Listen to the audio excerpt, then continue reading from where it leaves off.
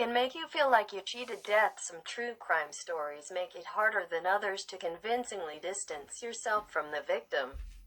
Maybe you hear about a college student who was abducted during a midday run, for instance, and, having been on a million of those runs yourself, think that it easily could have been you. It's an eerie feeling, but one that many people are drawn to. We get a thrill out of that. Krista Jordan, Ph.D., a clinical psychologist based in Austin, Texas, tells Health.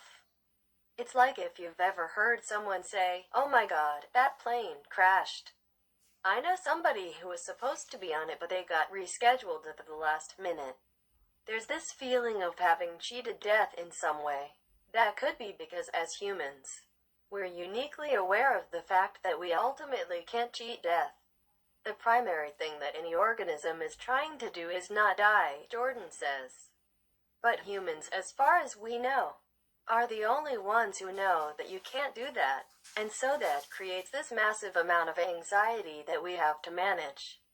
Otherwise we'd be curled up in the fetal position, not wanting to leave the house. By consuming a true crime story where you're not the victim, but could have been, were luck not on your side, you can feel like you dodged a bullet. On some level, symbolically, it's like you found the loophole, says Jordan. Like, really?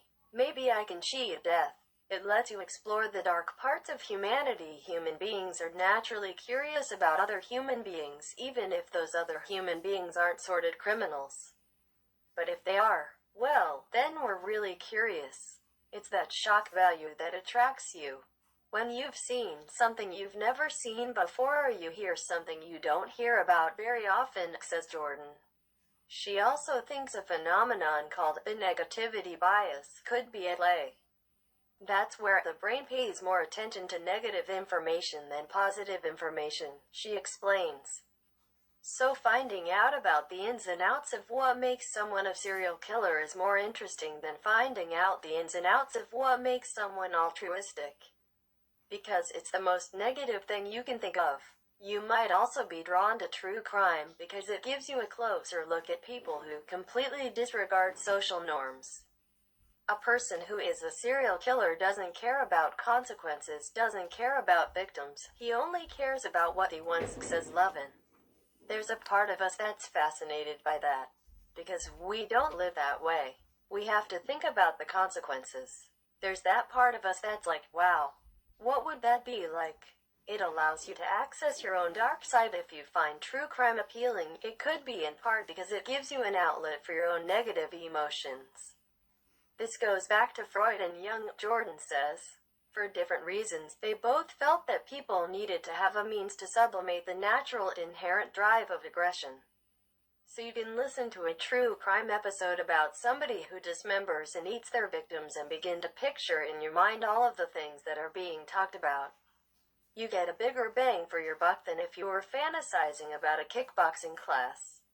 At the same time, you can distance yourself from the criminal, which makes you feel safe and secure, a key to enjoying true crime. I think that's one of the reasons people like to know all of the background information on how the person came to be that way, Jordan says. Because really what they're trying to do is say, see, I'm not like that. I didn't have that kind of childhood. I never mutilated animals as a child, or whatever it may be. You want to reassure yourself that, even though I just spent a few hours binging this special on Ted Bundy, and that makes me feel weird because maybe I enjoyed it a little too much, I can also think about all the ways in which I'm not like Ted Bundy, adds Jordan. You get to play armchair detective. You often go into a true crime story knowing who did it and whether the person was apprehended. But in some cases, you're left wanting answers. Was the right man convicted? The quest for those answers is often part of the genre's appeal.